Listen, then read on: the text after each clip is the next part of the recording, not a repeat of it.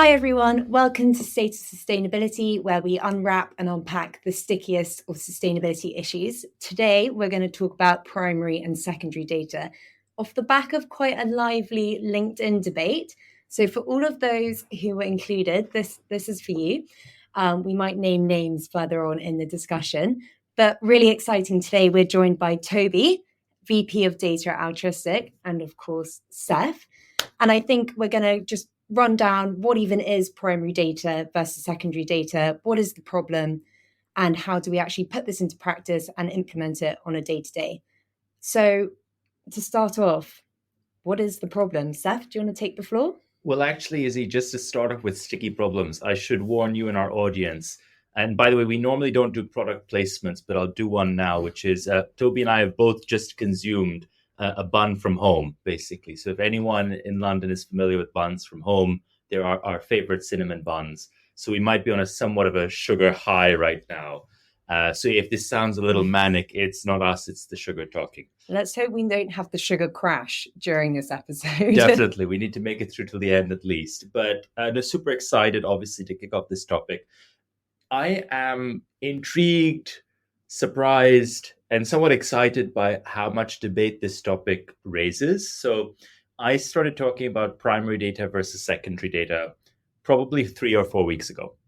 And the background for this is I was sort of noticing in my conversations with sustainability practitioners and also with, let's say, peripheral stakeholders. So I'm including corporate sustainability people, but also consultants, advisors, software, stakeholders, etc.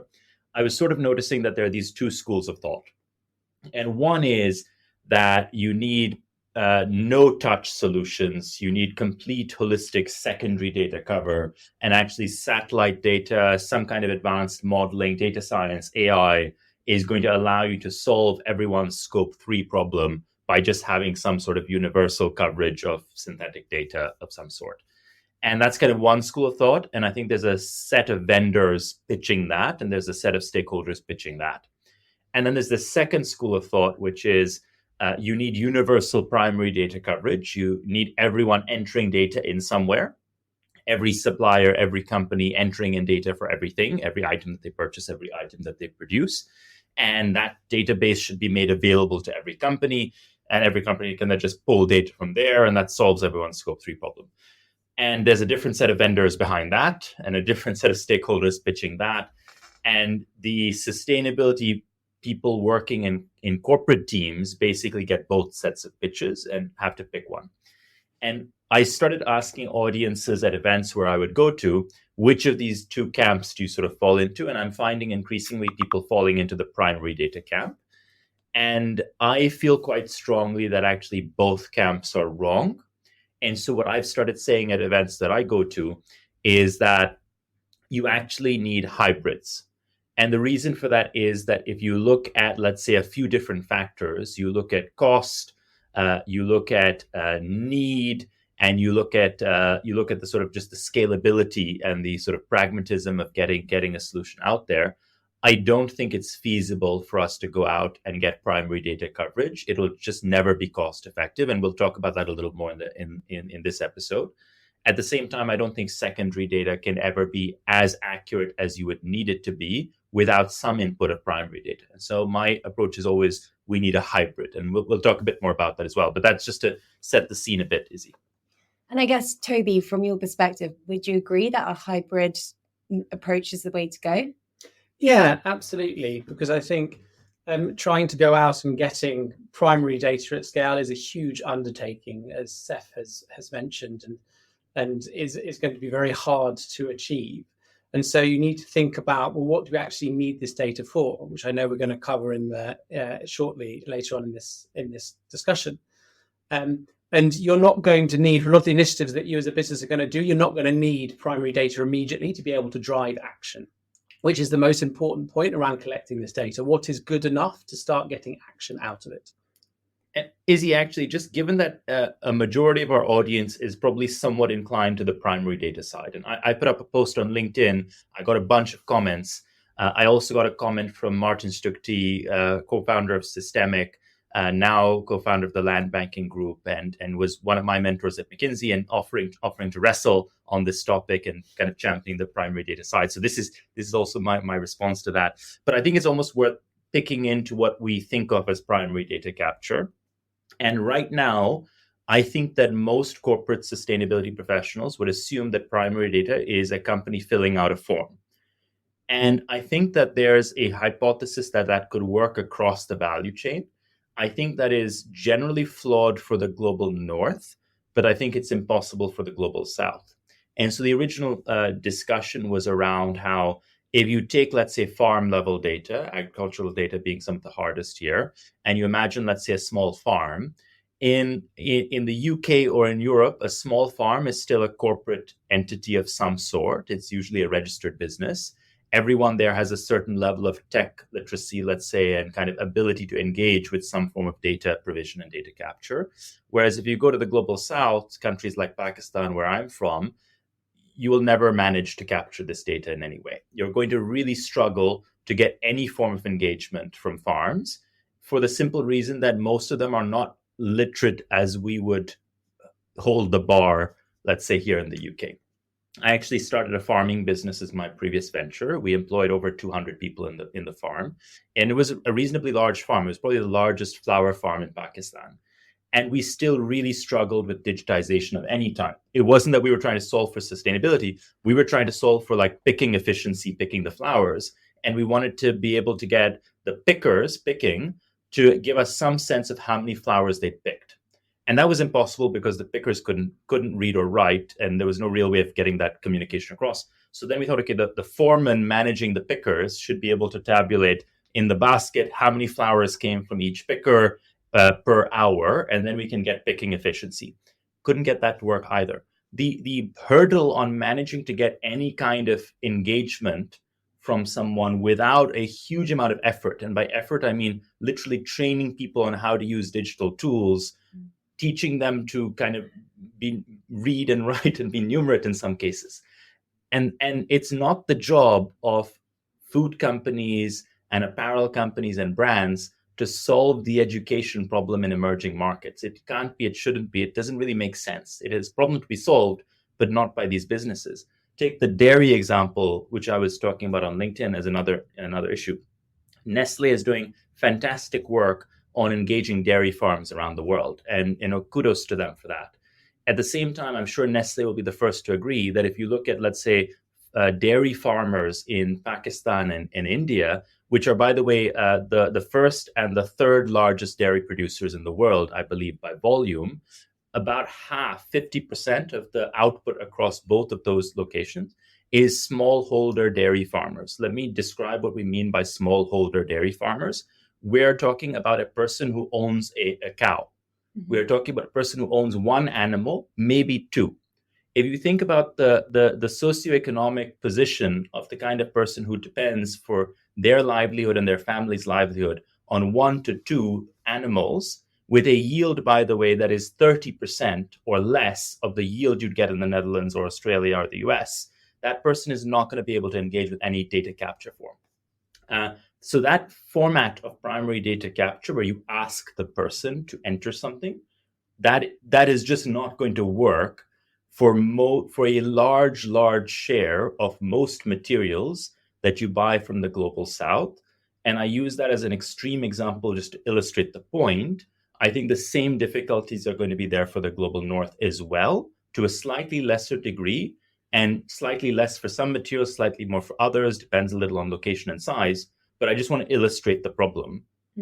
I mean, Toby, agree. And that kind of variety in data literacy and digital literacy, if that's such a thing, really highlights the kind of the complexity and of the scale and the feasibility to roll out, good primary data capture systems across the supply chain. It's just not going to happen. And that's why you need to think about kind of coverage and materiality. Where is it important to get primary data? Versus where is it good enough to get secondary data, such that you can get the right level of actionability, but you don't necessarily need that immediately from that primary data. And I think so. We've touched on this, like collecting the data, but it's also trusting the primary data. Toby, do you have any like takes on how you do go about implementing some structures around trusting the primary data that you are receiving? Oh gosh, thank you for the easy question there, Izzy. I mean, a lot of primary data at the moment, as Seth mentioned earlier, is captured via surveys, but then a lot of that is self-reported. So how do you know what's being reported is the right thing to do? So there's a lot of trust there. I mean, unless you're going down to kind of physical measurements, in fields, etc., there's always going to be a slight element of doubt, but you would think it would be within the interest of the provider to be as accurate as possible. But then also in terms of operational primary data, obviously, you can get that from, energy bills, etc. So you can really try and get that from the source. So yes, but at scale, that's no easy feat. Yeah, I mean, Izzy, I think almost if you say that the need is data we can trust, and then if you would almost stack rank, let's say, each unit of data that is relevant, let's say, for scope 3 calculation purposes, just to simplify life, let's remove for the moment nature and biodiversity and talk about carbon. And if we just say every kind of unit of trustworthy data, would we call that a datum? Toby, like a datum. A datum. Every datum that you kind of stack rank, let's say. My hypothesis is that the cost will rise progressively as you just kind of work your way through that stack. And at some point, very soon, probably, you'll start to run into these challenges. And what that means is that the cost of acquiring data that you can trust will just basically rise. And so to give, again, an extreme example, right? Let's think of that, that person owning one cow in like Lodhra, which is like literally in the center of Pakistan where literacy rates are lowest, right? If I just give that one extreme example, that's where like the highest cost unit of data acquisition to get to any data that you can trust. And I think that at the same time, we have to look at whether it's worthwhile, whether we actually need to get that far. And so our hypothesis here is that what you actually need is you need to be able to get data coverage that actually manages to get you the right, let's say, number of data points by category. Say it another way, if you divide the problem into cells, almost like a grid, and you say for each cell or each unit of the grid here, I need to have some level of coverage of data points where I'm getting enough statistical significance that I can train a model to generate now an accurate representation of this. Martin, not to pick on him, Martin has suggested polygon data is kind of the right way to go. And I think there's a lot of sense in that. At the same time, you kind of need to enrich the satellite data or the GIS data with some primary data. And that allows you to basically then create secondary data. You've taken, let's say, a small farm, let's say a potato farm. In most areas where you grow potatoes or wheat or a lot of these core staples, the farms around that area will also grow the same crop. And they will tend to have similar practices, and they will tend to use the same fertilizer, the same pesticide, and often buy it from the same people and buy the same brand. There's a lot of similarity. Farmers tend to look at what the neighboring farm is doing and have been doing that for generations. And farms tend to be risk averse. They have 40 seasons in their lifetime, basically, and they don't want to give up one of those seasons to risk. And the best way to minimize risk is do what everyone else is doing.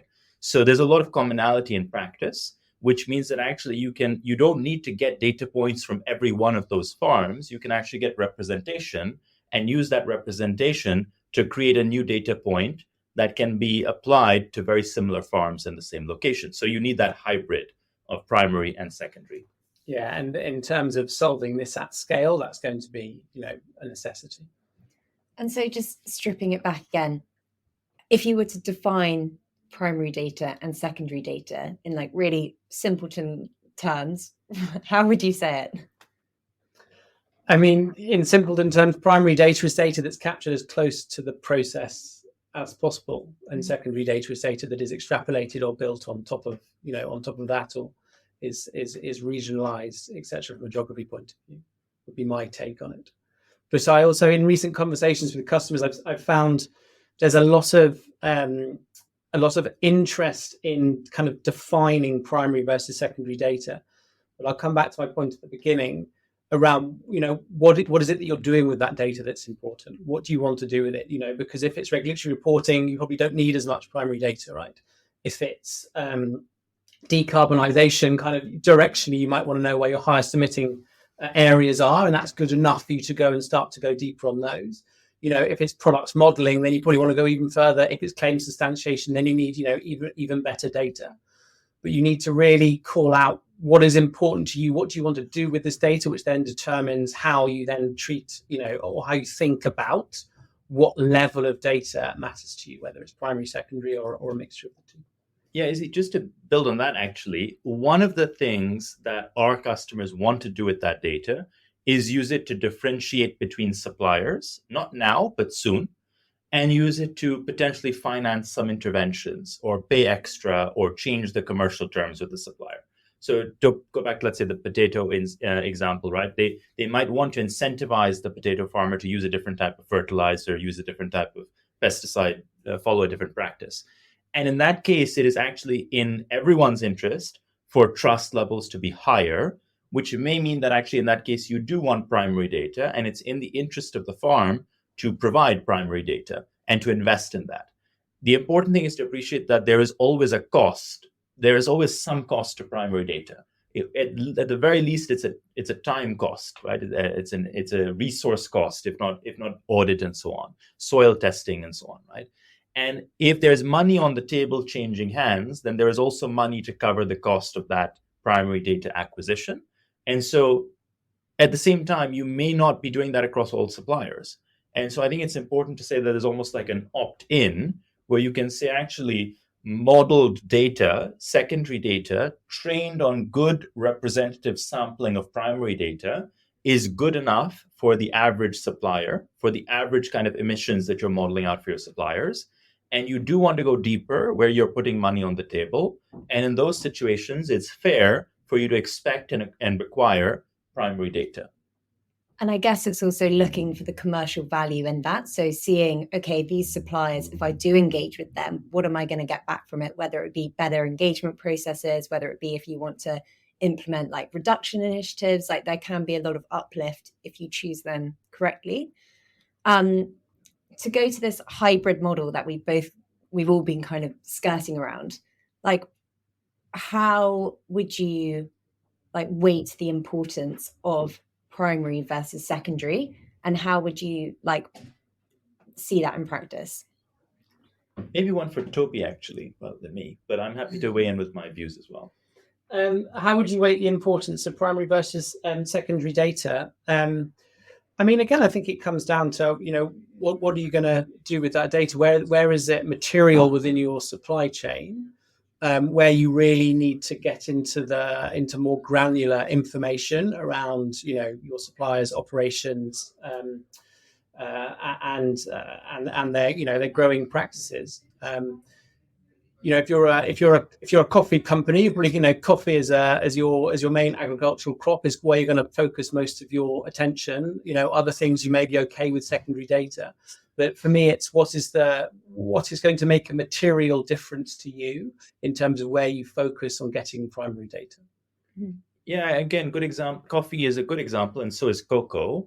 Cocoa may be in some ways even better than coffee in the sense that I think 60% of cocoa comes from two countries, right? I think Cote d'Ivoire and Ghana contribute maybe 60%. I might be slightly wrong here, but I remember there's about 5 countries that have around 80%, I think, and about 2 that have 60.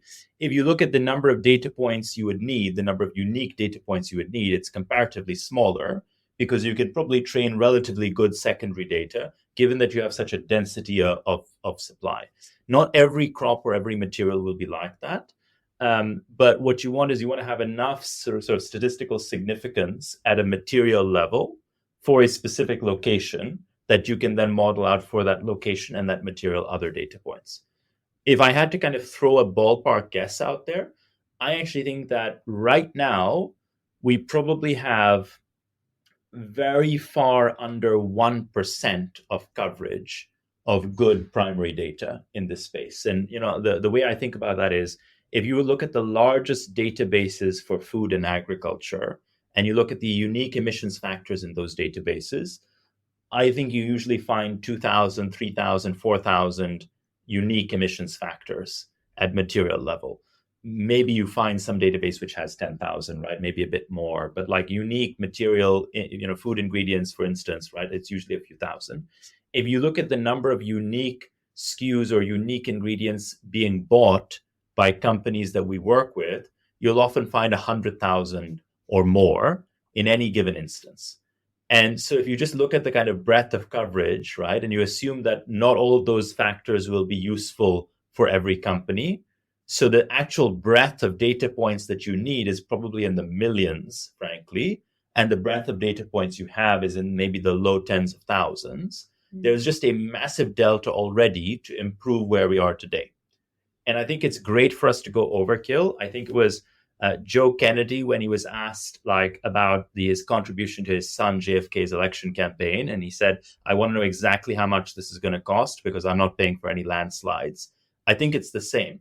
Let's spend as much money as it takes to get to data that is good enough and spend the rest on actual change. And so, sorry, Vizzy, to come back to the question, right? I think if we have right now under 1% of coverage, if we can get to 20, 30% of decent coverage in the right way across suppliers, across data points, I actually think you can probably model out really good coverage for the rest. And what we've touched on, what does good primary data look like, and quite a bit negative that we don't have that much good primary data out there. But what's good secondary data? Who am I looking to model these? What does that look like? I'm going to bat all the questions where we need a defensible answer that no one will hold against us to Toby. Thank you again for this. Where do you get good secondary data from? Well, I mean, there are lots of companies out there and emissions factors providers that are building these data sets. You need to look at if it's to do with modeling and data science, you need to work out, go through the process of what inputs they've used, how are they kind of reviewing against ground truth, to really work out kind of the statistical accuracy and relevance of the process that's been built. But there's an ever increasing number of secondary kind of data and emissions factors available out there to go and use that are starting to get better and more localized and very, very high level. Are there any certifications or standards that I could look out for as a buyer and say, oh, they've got that, I can trust that as a source? Maybe let me also just jump in. And by the way, I think Toby is also being very modest, where Toby's team has also built out many of these emissions factor databases. And so if I kind of just share how we've approached it at Altruistic, where we noticed that there was a big gap in crop level coverage. And so we've basically built out our own emissions factor database or environmental impact factor database. And we've aggregated most of the available databases. So every database that we found that was useful, we kind of built it into our database and we sort of curated it and tagged it and made sure there was comparable, removed duplications, etc. And so we now have what we consider to be maybe the largest database that is relevant for the companies that we do most of our work with, which is food, apparel, personal care, etc. At the same time, we found that there was a big gap for many materials, in particular agricultural materials. So what we did was we created our own farm level model using our own in-house research team. And we trained that model on the basis of public data sets, FAO, etc. But then we validated the model. So we collaborate routinely with some of the best academic minds at Oxford University, Imperial College London, etc. And we then validate the model, which means that the output is trustworthy. Mm-hmm. And I think we're going to see more and more of that sort of thinking where, especially now as we kind of start deploying more Gen AI tooling across the board in companies, is that if you sort of want to validate the approach that the model is taking and validate the model itself, and then you can rely on the output. And that means you need to trust what's going into it. You need to trust how it's being processed. You need to trust transparency. And we need to think more and more about data ethics as well in this space. Yeah. And then the output is reliable and kind of credible and in many cases certifiable as well. Yeah, and as Seth mentioned, a lot of independent assurance and going through that with the right kind of academics involved in this process is very important. Awesome. So I guess finally, how do I implement this? How, if I'm at the start of my data journey or if I'm in the middle, wherever you are in your data journey, how do I go about putting this into practice? I think that the approach that we see most large companies taking seems to us to be sensible and is a really good starting point, also for many smaller companies. So I know that there are at least maybe 5 or 6 Fortune 500 companies in the consumer space that I've personally spoken with in the last 2 weeks alone. And I know that they're all following this approach, which is a materiality-driven approach. They have a list of their suppliers and all their purchasing. They use, in many cases, a spend-based approach to do a first pass of the emissions for those suppliers and those purchases. They then say, where do I have a material that I'm buying? Dairy, sugar, packaging, often amongst them, which is a high emissions material innately. And then the next layer they put on is where am I buying this in bulk from a single supplier? And that usually gives them a list of around 300 to 500 suppliers that they see as the most important suppliers from the perspective of getting data accuracy or data granularity or better coverage. And that list of 300 to 500 looks a little different based on which company you are. So if you're, let's say, a GlaxoSmithKline or a Johnson & Johnson, you might have a lot of sort of chemical derivatives and petrochem derivatives and solvents and things in there as well. If you're, let's say, a food company like a Kraft Heinz or a Mars, you'll have a lot of sugar and dairy and flavors and stuff like that as well. And so that mix will be a little different. And then what they say, okay, good, these are probably always going to be the answer. Like these companies will probably always be my top 300 to 500 companies, no matter how I was doing the data today. Let me now invest the additional effort in going out to them. And first, obviously, you ask for what the emissions numbers are today as a matter of form, but you also want to understand what is the practice.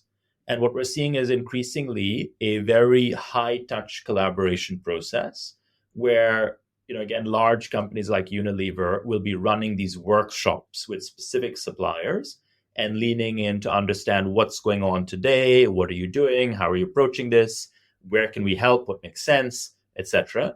And I think that's the right approach in these early days. I think more and more what we're going to find is that these companies talk to each other about approach. And so you'll have a Unilever and a Procter & Gamble or P&G kind of saying, look, we're actually both going out to many of the same companies. The 300 to 500 company list on both sides looks very similar. Let's actually have an aligned approach on what the frameworks and standards are for the models that we might use to train on the primary data that we have available. And actually, we kind of see steps in this direction already happening. And we've talked about PACT, which is a framework defining how the building blocks come together in this space. And I would just expect to see much more of that. So much more coordination on where we need to go deeper into primary data capture. Starbucks is great. I don't know if we talked about this in our last episode, but at Starbucks, what I really love is how from the CEO level, from Lakshman kind of down, they have this message, which is we need to solve for coffee. Coffee is on us. We are the largest coffee buyer, the largest coffee company in the world. We need to solve for coffee because if we don't, no one else will. And so from a primary data perspective, we really have to own that primary data problem. We have to go deep. We have to kind of work with the roasters, but also work with the coffee farms and solve that primary data problem because no one else will do it if we don't put our hands up. But maybe dairy is not a problem where they need to own the whole problem. Maybe they can actually go and collaborate with someone else, right? Like actually maybe a Unilever with a big ice cream division buying a lot of dairy can say, okay, we'll put our hands up on dairy and we'll take the load on getting sufficient data points for dairy that we can get really good, credible secondary data off the back of that. And I think that in that way, you can actually have a sort of compartmentalization of the problem where all companies come together and own their piece of the primary data pie and collaborate and align on the standards for the models that use that primary data to generate good secondary data. So I realized it was like a lot. No, and I second that. I really think that this is an industry ecosystem problem for the taking, really, around how do we have a consistent approach to suppliers that all of these companies are all hitting with the same requests to really make the process more efficient and more consistent and easier for suppliers to get to better data. Because if every single organization that works with that supplier is hitting them with the same problem, they're going to kind of get fatigue over this, and it's going to get hard, it's going to get expensive from a resource point of view. So how, as an ecosystem, do we make this kind of standardized for all suppliers, to help them, and the most material suppliers, as Seth mentioned, to help them get to better data, which then benefits the whole system. And I guess for SMEs who don't perhaps own as big a piece of the pie as the larger players, what would you recommend for them? Are there like collaborative initiatives that they can plug into? Or I'd love your thoughts. Yeah, I mean, we're running one of them, and so we're always open for any companies to reach out that want to be part of that, where our customers now combined have over 40,000 unique suppliers. And so we'll be running a lot of that for our customers and their suppliers. And so anyone who's, let's say, a material supplier in the food space, we might be the relevant party. But again, I think the pact, sort of, let's say, collaboration group is a great place to go. I think it's also very useful for suppliers to keep talking to their customers. So we were speaking with the team at AB InBev, for example. And what they were telling us is that they routinely have this conversation with their suppliers where they ask, what are you doing today? Who are you speaking with? What are you seeing make sense? What's happening? What are other customers asking you for? And I think that dialogue is a really helpful dialogue for suppliers to have with their customers. So in the best cases, some suppliers are showing customer A, here are the data requests we're receiving from 5 other customers of ours. You can see what they look like. And you can see what yours looks like, actually, and you can see that they're different. I was at an event with Una at Aldi, and Una's fantastic and is an amazing speaker. And the example Una was giving was from her time at Gap, and she was saying that when they went out to the textile manufacturers, all of the big customers, the Gaps, the Levi's, the others, etc., would all go out separately for like the environmental health and safety stuff. And what at some point suppliers start telling them is, one of you tells us that the fire hydrant should be here, like X feet above. The other one says it should be a little to the right, and the other one says it should be a little to the left. And so we're really stuck because we can't make all of you happy. Could you just please talk amongst yourselves and figure out what the right answer is? And, there's a lot of truth in that, right? And the customer only knows that if the supplier tells it to them. Yeah. Are there any final thoughts before I try and do a summary of everything we've just spoken about? No, nothing from me. Thank you. Okay, here we go. So we spoke about primary data and how perhaps it isn't the best approach and it's a bit unrealistic to go full throttle on primary data. And perhaps a hybrid approach would be the better way to go. So using secondary and primary together. We spoke about, what else did we speak about? We spoke about how you make this implementation ready. Yeah. And how you can actually get going and where to get started. We spoke a bit about getting data that is good enough for decision making and what makes it worthwhile to get data that is better, where you actually have then even more accuracy and more reliability, and how there has to be some money on the table for that to make sense. And how this is an industry ecosystem challenge really to be solved, rather than I think a lot of people trying to do it on their own. This can be accelerated and done in a better way, I think, if we all group together and collaborate to solve it together. I think that's a great final note to end on. Thank you, everybody, for listening. As always, please send us any messages with content that you want to see covered. Thank you, Toby, for joining. Thank you, Seth, as always. And please tune into our other episodes, as well as Seth's monthly LinkedIn Lives, where you can ask live questions. Thanks. Thank you so much. Thank you.